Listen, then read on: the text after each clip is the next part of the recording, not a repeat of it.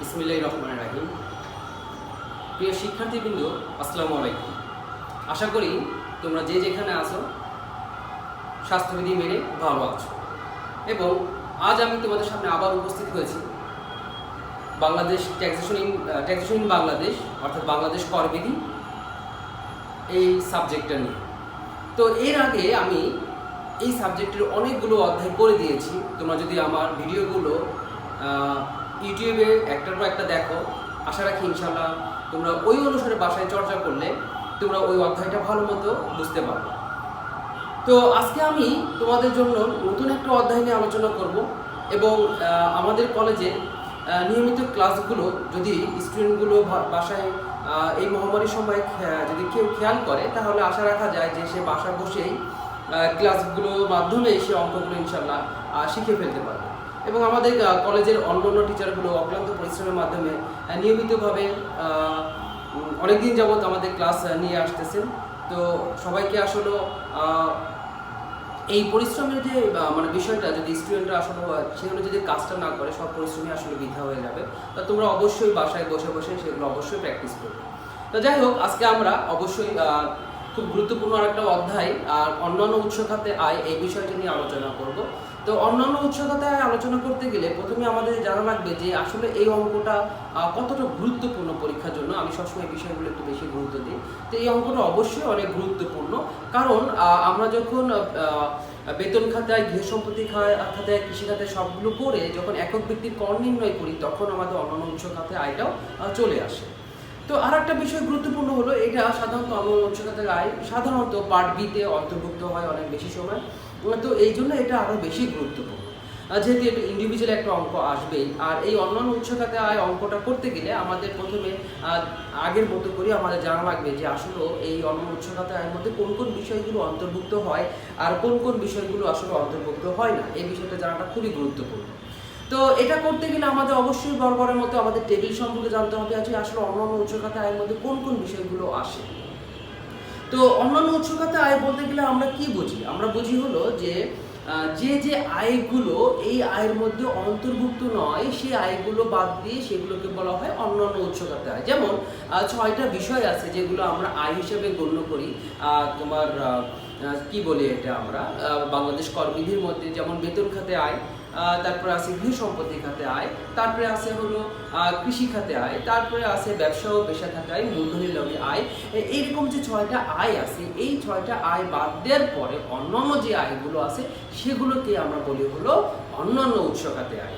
তো এই অন্যান্য উৎস খাতে আয়গুলো করতে গেলে কোন কোন আয়গুলো আমাদের ধরতে হবে এবং কোন কোন বিষয়গুলো অপরধার্য মানে কেন, অবশ্যই আগে বুঝে আসছি কোন কোন বিষয়গুলোর উপর সরকারকে কর দিতে হবে না, সেগুলো জানা লাগবে। এবং এই অঙ্কের মধ্যে আরও একটা গুরুত্বপূর্ণ বিষয়, যেটাকে বলা হয় মোটাঙ্কিতকরণ। এই মোটাঙ্কিতকরণটাও আমাদের জানতে হবে।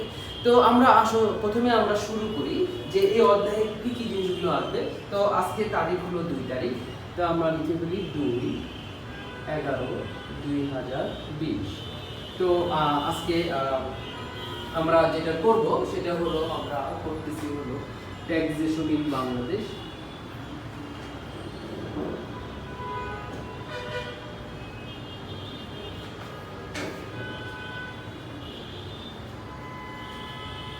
আমরা করব হলো অন্যান্য উৎস খাতে আয়।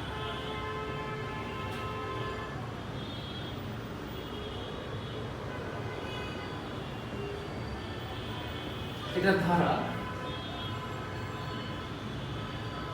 33 ও 34। এই ধারা অনুসারে অন্যান্য উৎস খাতে আয় করতে হয়। তো এই ধারায় আমাদের কোন কোন বিষয়গুলো অন্তর্ভুক্ত হবে এবং কোন কোন বিষয়গুলো আমাদের অন্তর্ভুক্ত হবে না, সেই বিষয়গুলো আমাদের জানা লাগবে। তো আমি স্টেপ বাই স্টেপগুলো অবশ্যই সেগুলো লিখে দিব এবং পরবর্তী পর্যায়ে সেগুলো আমি ইনশাআল্লাহ আলোচনা করে দেবো। তোমরা অবশ্যই খেয়াল রাখবা যে কী কী বিষয়গুলো আমরা লিখেছি। তো আমি যখন ছকটা লিখছিলাম, ছকটা লিখার আগে আমি অবশ্যই যেভাবে সাজিয়েছিলাম, আমরা লিখি করদাতার নাম।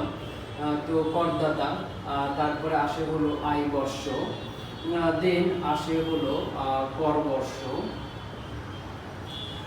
দেন আমরা লিখি হলো অন্যান্য উৎস খাতে আয়, অন্যান্য উৎস খাতে আয়।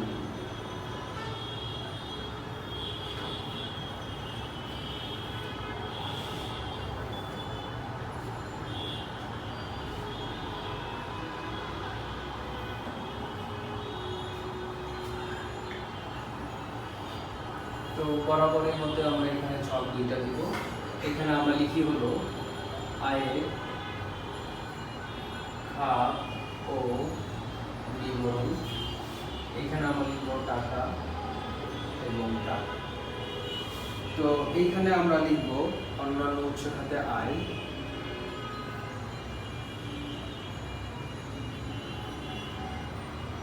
ধারা 33 লিখলেও হয়, 33-34 লিখলেও হয়। তো কি কি বিষয়গুলো আছে আমরা একটা একটা করে লিখে দিই। প্রথমে আমরা লিখতে পারি পাবলিক লিমিটেড কোম্পানির লভ্যাংশ।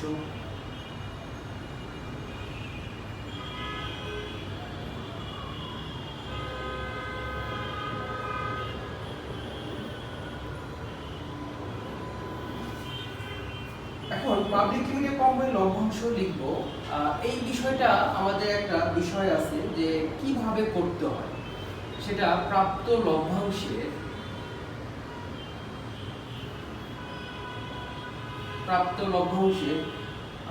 আসলে 10/9 করা হয়।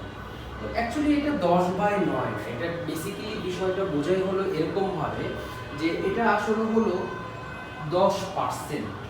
তো 10% মানে বোঝায় যে লভ্যাংশ থাকবে সেটাকে মোটাঙ্কিত করে আমাকে বের করতে হবে। অর্থাৎ 10% বলতে বোঝায় হলো 100% থেকে 10% বাদ, তাহলে অ্যাকচুয়ালি থাকে হলো 90%। মানে 90 অংশে টাকা থাকে, সেটাকে আমাকে বের করতে হবে হলো 100 অংশে টাকাকে রূপান্তরিত করতে হবে, যেটাকে আমাকে মোটাঙ্কিত করে। অর্থাৎ আমি আরেকটু পরিষ্কার করে বলি, যে টাকার অ্যামাউন্টটা দেয়া থাকবে সেটাকে ধরতে হবে হলো, ধরে নিতে হবে যে এখানে 10% টাকার পরিমাণ কম আছে।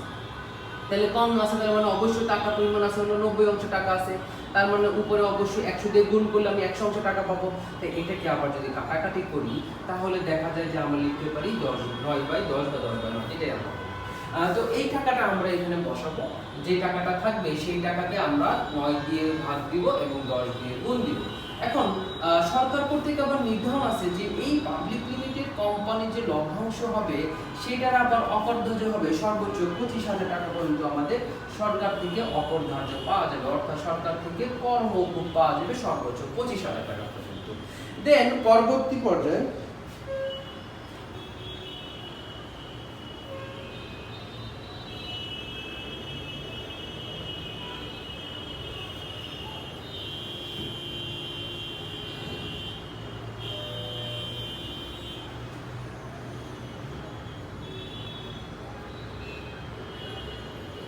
সরি একটু ডিস্টার্ব হচ্ছিল। দেন পরবর্তী পর্যায়ে আমরা লিখব হলো মিউচুয়াল ফান্ডের লভ্যাংশ বা ইউনাইটেড বা ইউনিট ফান্ডের লভ্যাংশ। ইউনিট ফান্ড বা মিউচুয়াল ফান্ডের লভ্যাংশ।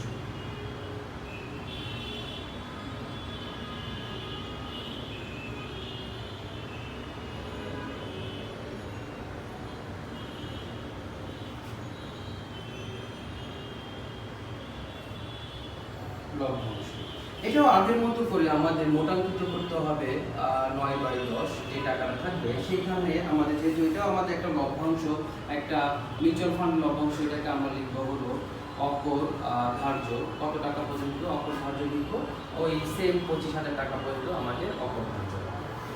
পরবর্তী পর্যায়ে আমরা লিখবো হলো প্রাইভেট কোম্পানির লভ্যাংশ। আমরা প্রথমে লিখছিলাম পাবলিক, দেন আমরা লিখবো হলো এখন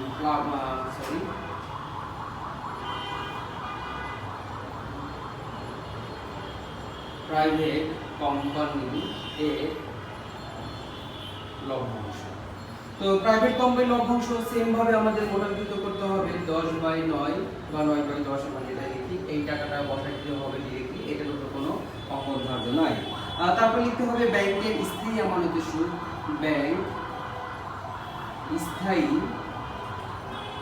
আমানতের সুদ, সেটা আমাদের লিখতে হবে সেম, এটাও আমাদের মোটাঙ্কিত করতে হবে, সেই টাকাটা আমরা বসাবো। পরবর্তী পর্যায়ে আমাদের বসাইতে হবে আবার ব্যাংক সঞ্চয়ী হিসাবে সুদ। তাহলে আমরা বসাই ব্যাংক সঞ্চয়ী হিসাবে সুদ, এই টাকার পরিমাণটা বসা দিব, এটাও আমাদের সেরকম ভাবে মোটাঙ্কিত করতে হবে।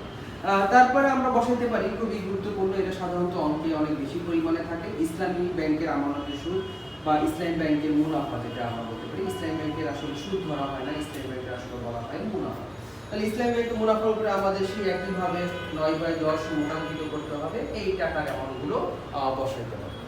এখন এগুলো করার পরে আসলে অন্যান্য উৎস খাতে আয়ের মধ্যে যে আমরা বলছিলাম যে 6 ধরনের আয় বাদ দিয়ে বাকি যে আয়গুলো থাকবে সেই সব আয়গুলো এখানে ধরা হবে। তো এরপরে আরো আমাদের অনেক ধরনের আয় আছে, সেই আয়গুলো আমরা লিখবো একটা একটা করে। যেহেতু আমার জায়গা হচ্ছে না, তো আমি এখানে মুছে দিলাম।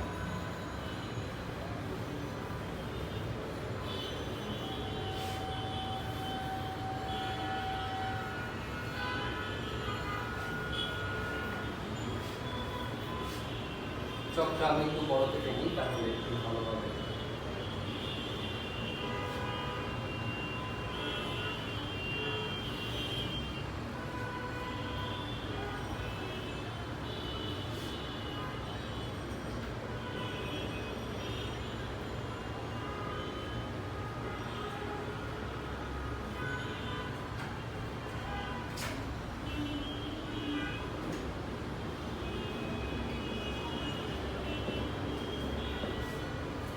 আচ্ছা, তাহলে আমরা কি কি বিষয়গুলো আলোচনা করলাম সেটা নিয়ে আবার একটু কথা বলি। আমরা খুবই গুরুত্বপূর্ণ বিষয়গুলো আলোচনা করে ফেলছি। সেটা হলো যে পাবলিক লিমিটেড কোম্পানি লভ্যাংশ, প্রাইভেট লিমিটেড কোম্পানি লভ্যাংশ, মিউচুয়াল ফান্ডের লভ্যাংশ, এই বিষয়গুলো আলোচনা করছি। এখন পাবলিক লিমিটেড কোম্পানি লভ্যাংশ যখন আলোচনা করা হয়েছে, আমরা বলছিলাম এটা থেকে অপরধার্য কত হবে 25,000 টাকা, এবং মিউচুয়াল ফান্ডে যখন করা হয়েছে এখান থেকে অপরধার্য কত হবে 25,000 টাকা। তার মানে বোঝা যাচ্ছে যে দুইটা ফান্ডে 25,000 টাকা অপরধার্য হবে, এবং অন্যান্য যেগুলো আছে সেগুলো সবই মোটাঙ্কিত করতে হবে। এটা কিন্তু আমাদের অবশ্যই মনে রাখার বিষয়। দেন আমরা পরবর্তী পর্যায়ে লিখব হলো বন্ধকি ঋণের সুদ। এটা আমাদের কোনো মোটাঙ্কিত করতে হবে না, আমরা লিখে ফেলি বন্ধকি ঋণের সুদ। এটা কোনো মোটাঙ্কিত করতে হয় না, আমরা সেকেন্ড কলামে বসাই। দেন আমরা বসাইতে পারি যে পরবর্তী পর্যায়ে আছে ডাকঘর সঞ্চয় হিসাবে সুদ। ডাকঘর সঞ্চয়ী হিসাবে সুদ। আমরা জানি যে ডাকঘর আমাদের একটা সঞ্চয় হিসাবে একটা ব্যবস্থা করে থাকে, তো সেইখানে আমাদের যে মুনাফা হবে সেটাও আমাদের স্যার মোটাঙ্কিত করতে হয়, সেটা আমাদের একটা সুদ লিখতে হবে।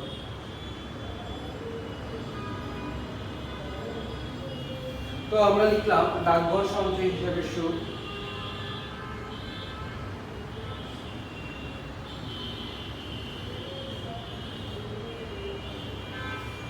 পরবর্তী পর্যায়ে আমাদের লিখতে হবে 9 নম্বর আছে যে পুস্তক লিখে প্রাপ্ত রয়্যালটি, অর্থাৎ পুস্তক যে আছে সেটা থেকে যদি কোনো আয় হয় সেখান থেকেও আমাদের রয়্যালটি দিতে হবে। পুস্তক পড়তে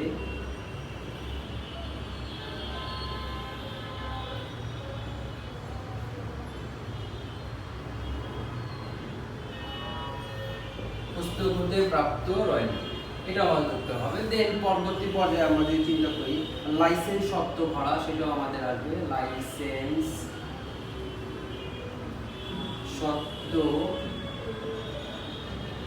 ভাড়া, সেটাও আমাদের এখানে ক্যালকুলেশন করা হবে। দেন পরবর্তী পর্যায়ে যদি আমাদের আসে পরিচালক হিসাবে প্রাপ্ত ফি, তাহলে সেটা আমরা লিখতে পারি পরিচালক হিসাবে প্রাপ্ত ফি। সেটা টাকার পরিমাণ আমাদের বলতে পারি বৈচিত্র্য প্রাপ্তের ফি, সেটাও আমাদের কোনো মোটাঙ্কিত করতে হবে, টাকার পরিমাণ বসা দিব। পরবর্তী পর্যায়ে আমাদের আসে হলো পরীক্ষা সংক্রান্ত কাজ হতে ফি, সেটা আমাদের লিখতে হবে। তাহলে আমরা লিখতে পারি পরীক্ষা সংক্রান্ত কাজ হতে ফিস। তারপরে আমরা বলতে পারি পরবর্তী পর্যায়ে খাতা দেখার, যদি কোনো খাতা দেখার পারিশ্রমিক করা হয় সেটাও আমরা লিখতে পারি। তাহলে আমরা লিখতে পারি খাতা দেখার পারিশ্রমিক। তারপরে আমরা খেয়াল করতে পারি যে প্রাইজ বন্ডের পুরস্কার, সেটা আমরা লিখতে পারি প্রাইজ বন্ডের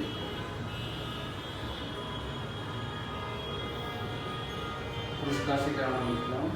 দেন পরবর্তী পর্যায়ে হতে পারে যে আরেকটা খুব গুরুত্বপূর্ণ, এটা সাধারণত পরীক্ষার মধ্যে বা অঙ্কের মধ্যে থাকে লটারি, তারপরে হলো শব্দ পূরণ। দেন আসছে হলো এটার মধ্যে তাস খেলা, জুয়া খেলা ইত্যাদি হতে আয়, সেগুলো আমাদের ধরতে হবে। তাই এগুলো আমাদের আয় হিসেবে গণ্য করা হয়। আরো একটা আমরা যদি এখানে লিখে ফেলি, বনজ কাঠ বিক্রয় হতে আয়, বিক্রয় হতে আয়। তো এগুলো আমাদের সবই আমাদের কি অন্যান্য উৎস খাতে আয়। তাহলে দেখা যাচ্ছে যে আমাদের ওই 6 ধরনের আয় বাদ দিয়ে আরো অনেক ধরনের আয় থাকে, সেগুলো কিন্তু আমাদের অবশ্যই আয় হিসেবে গণ্য করতে হবে। সেগুলো আমাকে বলতে হলো অন্যান্য উৎস খাতে আয়। তো এইখানে আমরা খুবই গুরুত্বপূর্ণ একটা বিষয় পেলাম যে ডাকঘর সঞ্চয় হিসেবে, সেটা কিন্তু আমাদের স্যার অবশ্যই নোটাঙ্কিত করতে হবে, মাথায় রাখতে হবে। ডাকঘর সঞ্চয় হিসেবে সুদ, সেটা আমাদের নোটাঙ্কিত করতে হয়। দেন আছে হলো পুস্তক হতে প্রাপ্ত নয়টি লাইসেন্স, শর্ত ভাড়া, পরিচয় হিসেবে প্রাপ্ত ফি, এগুলো আমাদের অন্যান্য উৎস হতে আয়ের মধ্যে অন্তর্ভুক্ত। দেন আরো কিছু আয় আছে, সেগুলো আমরা খেয়াল করবো যে আর কি কি ধরনের আয় আমাদের আছে। তো সেই আয়গুলো আমরা এখন একটা একটা করে আরো লিখবো। অনেক আসলে অঙ্কটা ছকটা অনেক বড় হবে, কিন্তু আসলে অঙ্ক যখন আমরা করতে যাব, অঙ্কটা বেসিক্যালি এত বড় অঙ্ক হয় না, সাধারণত ছোট অঙ্ক হয়। তো আমরা পরবর্তী পর্যায়ে আমরা চলে যাই যে আর কি কি ধরনের আয় আছে, সেটা আমরা একটু খেয়াল রাখি। আর কি কি ধরনের আয় অন্তর্ভুক্ত আছে।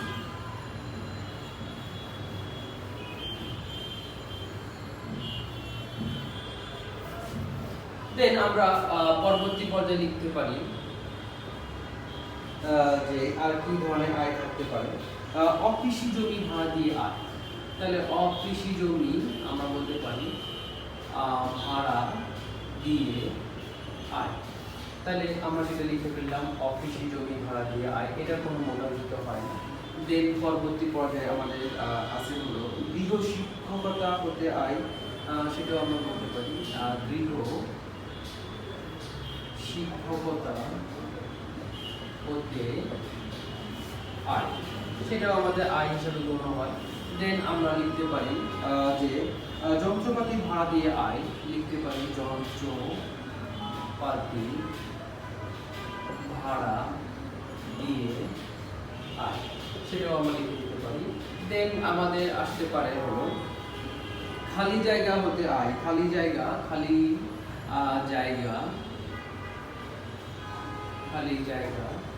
ভাড়া দিয়ে আয়। তো এটাও আমাদের হতে পারে যে আমি কোনো খালি জায়গা আছে, সেটা আমি ভাড়া দিলাম, ভাড়া দিয়ে আমি একটা আয়ের অংশ পাচ্ছি। তারপরে খুবই গুরুত্বপূর্ণ মনে রাখতে হবে আরো একটা বিষয় আছে যে সঞ্চয়পত্রের সুদ। সঞ্চয়পত্রের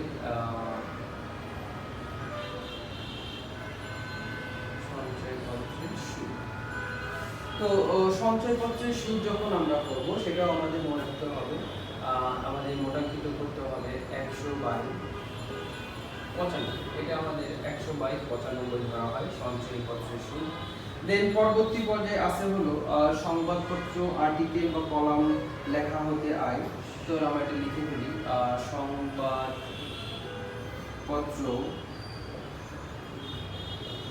আর্টিকেল বা কলাম হতে আয়। তো সেটা আমরা আসবে। দেন পরবর্তী পর্যায়ে আসতে পারে শেয়ার ডিবেঞ্চার বিক্রয় হতে অবৈধ কমিশন, শেয়ার বা ডিবেঞ্চার বিক্রয় হতে অবলেখকের কমিশন, সেটাও আমাদের অন্তর্ভুক্ত হতে পারে। পরবর্তী পর্যায়ে আমরা আরো আসতে পারে খেয়াঘাট হতে আয়, এটা এক ধরনের আয়, খেয়াঘাট হতে আয়, যেটাকে আমরা বলি হলো খেয়াঘাট মানে হলো যেখানে নৌকা পারাপার করে একটা বিশেষ ধরনের আয় হতে পারে, সেটা হলো আমাদের খেয়াঘাট হতে আয়।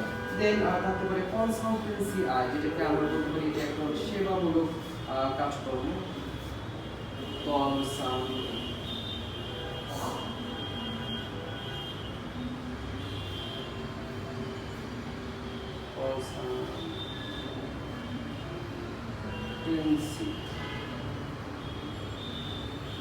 হতে আয়। দেন আমাদের থাকতে পারে যে কনসালটেন্সি হতে আয়, এটা আমাদের থাকবে। এগুলো আমাদের এক ধরনের আয়। তাহলে আমরা এখন কি কি আয় পেলাম সেটাও আমাদের দেখতে হবে যে কি কি আয়গুলো এখানে আমরা পেলাম। এখানে আমরা আসি কোনো জমি যদি থাকে যে ভাড়া মানে কৃষিযোগ্য নয়, এরকম যদি কোনো জমি থাকে সেই অকৃষি, সেটাকে আমরা অকৃষি জমি বলতে পারি। অকৃষি জমি অকৃষি আসলে অকৃষি আমরা এটাকে আমরা বলতে পারি জমি। অকৃষি জমি ভাড়া দিয়ে আয়, গৃহশিক্ষকতে আয়, তারপরে যন্ত্রপাতি ভাড়া দিয়ে আয়, তারপরে খালি জায়গা ভাড়া দিয়ে আয়, সেটাও থাকতে পারে। পরবর্তী পর্যায়ে আছে হলো যে সঞ্চয়পত্রের সুদ। দেন আছে হলো পরবর্তী পর্যায়ে সঞ্চয়পত্র সুদের পরে আছে হলো সংবাদপত্র আর্টিকেল বা কলাম হতে আয়, শেয়ার বা ডিবেঞ্চার বিক্রয় হতে অবলেখ কমিশন থাকতে পারে। খেয়াঘাট মানে হতে আমরা বুঝি, খেয়াঘাট মানে হলো যেখানে নৌকা পারাপার মাধ্যমে কোনো মানুষকে কোনো আয় দিতে হয়।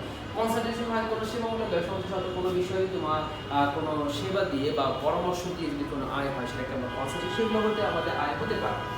তো এই আয়গুলো গেল এবং পরবর্তী পর্যায়ে আরো অনেকগুলো আয় আছে, সেগুলো আমরা ইনশাআল্লাহ সবগুলো আলোচনা করব। তো আর কি কি আয়গুলো আছে সেগুলো আমরা একটু খেয়াল করি। তো পরবর্তী পর্যায়ে আমাদের খুবই গুরুত্বপূর্ণ যেটা আমরা লিখতে চাচ্ছিলাম সেটা হলো বিবাহ বার্ষিকী বা জন্মদিনের উপহার। বিবাহ বার্ষিকী বা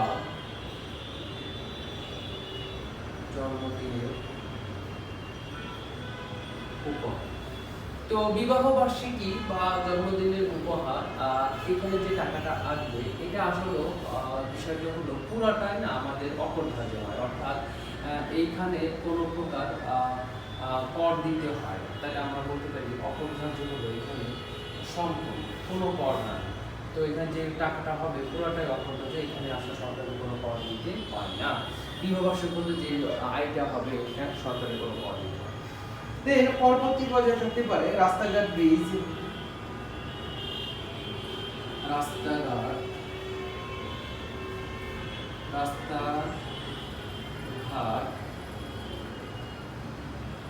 ব্রিজ, ঘাট, ইজারা করতে হয়, এটাও থাকতে পারে। দেন থাকতে পারে পরবর্তী পর্যায়ে কারিগরি সেবা কার্যের ফি, এটাও ওই মোটামুটি করতে হয়, মনে রাখতে হবে।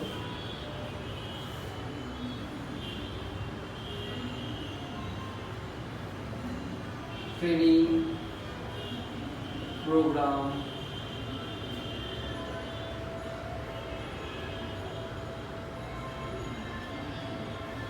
বক্তৃতা হতে আয়।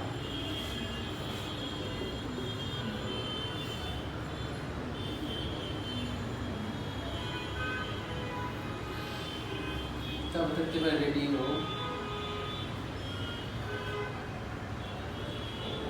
টিভি,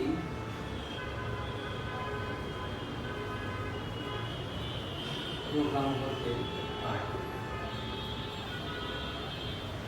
রেডিও টিভি হতে মনে রাখতে হবে এটারও মোটামুটি করতে হয়, এটারও মোটামুটি করতে হবে। দেন থাকতে পারে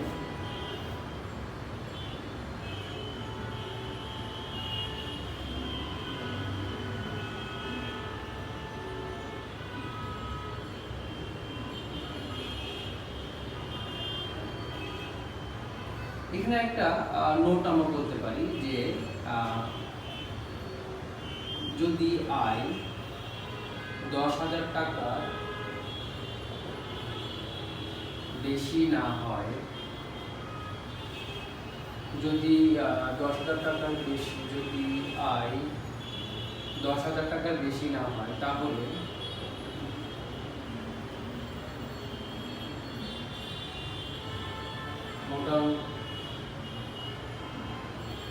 মোটামুটি করার প্রয়োজন নেই।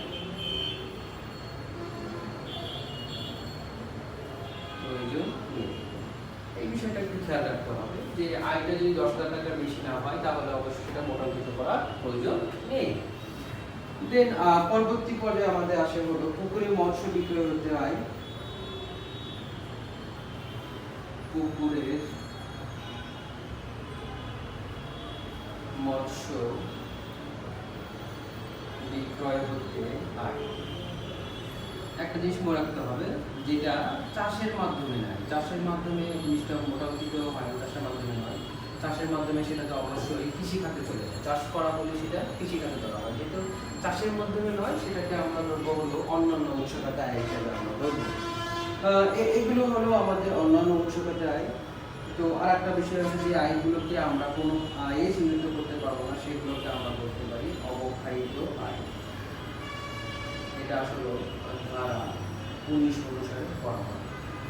তো এই আয়গুলো করা হবে।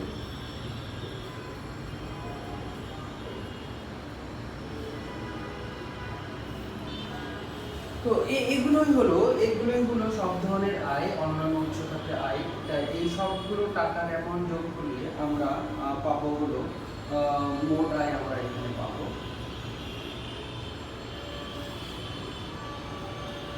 তো এই আয়গুলো করার পরও আরো কিছু আয় থাকে যেগুলো আসলে আমরা বলতে পারি যে কি বলে আরো কিছু এই আয়গুলো করার পর আরো কিছু ব্যয় থাকে যেগুলোকে আমরা অনুমোদনযোগ্য খরচ বলতে পারি। এই আয়গুলো করার জন্য কি কি ব্যয়গুলো হয় সেগুলো আমাদের আসলে হিসাব করতে হবে। তো এই সবগুলো মোট আয়ের পরিমাণ আমি পেয়ে দিলাম, এটা হলো আমাদের মোট আয়ের পরিমাণ। এখন আমরা লিখবো হলো বা অনুমোদনযোগ্য খরচ। তো অনুমোদনযোগ্য খরচগুলো আসলে কি কি হয়, বেশি কিছু নাই, কয়েকটা আয় হিসাব আছে যেগুলো আমরা অনুমোদনযোগ্য খরচ হিসাবে চিহ্নিত করব। তো সেইগুলো কি কি সেটা আমরা একটু খেয়াল করলাম। তো আমরা দেখি যে অনুমোদনযোগ্য খরচ হিসাবে আমাদের কি কি আছে। তো আমরা এখানে মোট আয় পাইছিলাম, মোট আয় পাওয়ার পরে এখানে আমরা লিখব বার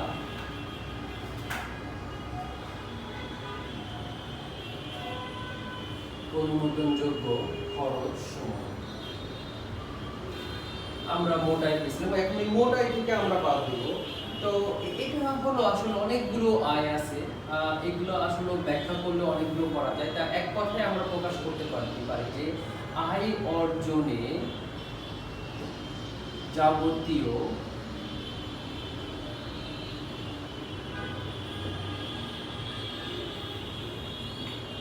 মুনাফা জাতীয় খরচ, অর্থাৎ এই আয় অর্জনে যত প্রকার খরচগুলো হবে সেগুলোকে আমরা অনুমোদনযোগ্য খরচ হিসেবে চিহ্নিত করতে পারি। দেন আমরা বলতে পারি পরবর্তী পর্যায়ে কোম্পানি এর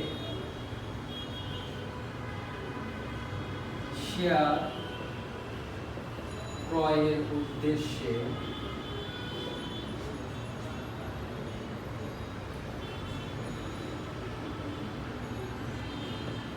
গৃহীত ঋণের সুদ,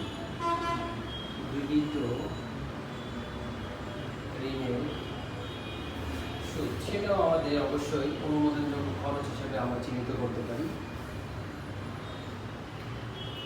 তারপরে আরো আমরা বলতে পারি একই কথা আয় অর্জনে অন্যান্য খরচ, অর্থাৎ এখানে আসলে বুঝতে হবে যে কোনগুলো ব্যয় আছে আর কোনগুলো আয় আছে, ওই আয়গুলো করার পরে কি কি থাকে সেগুলোকে আমরা বলতে পারি যে অন্যান্য উৎসতে আয়।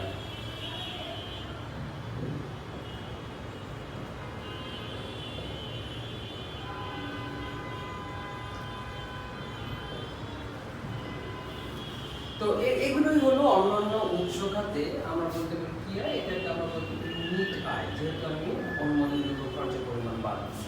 তো এগুলোই হলো অন্যান্য উৎস খাতে আয়ের পরিমাণ। যে কি কি আয়গুলো আছে আমরা সবগুলো লিখে ফেললাম।